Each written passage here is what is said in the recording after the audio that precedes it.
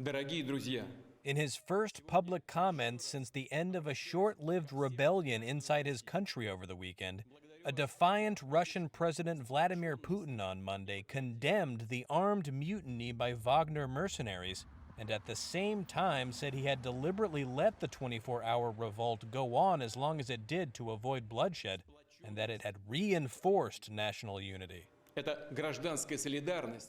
This civil solidarity has shown that any blackmail, any attempt to create internal turmoil is doomed to failure. I repeat, we saw the greatest consolidation of society. Putin did acknowledge there was bloodshed in the weekend rebellion, but blamed it on the Wagner group.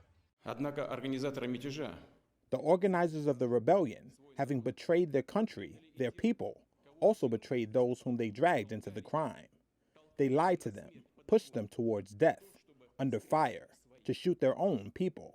It was precisely this outcome, fratricide, that Russia's enemies wanted, both the neo-Nazis in Kyiv and their Western masters, and all sorts of national traitors. They wanted Russian soldiers to kill each other. убивали друг друга.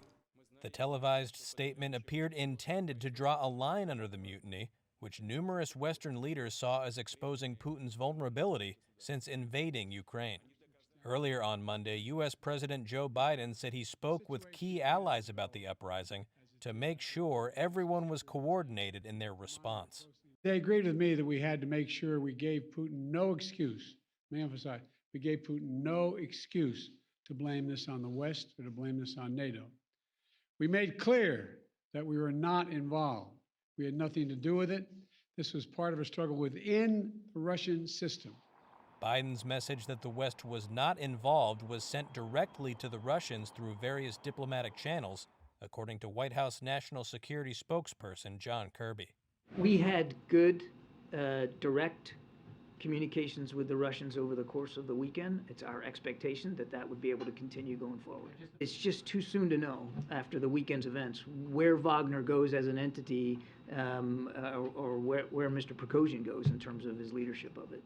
Yevgeny Prigozhin, who leads the Wagner group, said the rebellion, which he called a march for justice, was intended to remove corrupt and incompetent Russian commanders, including Defense Minister Sergei Shoigu, who he blames for botching the war in Ukraine.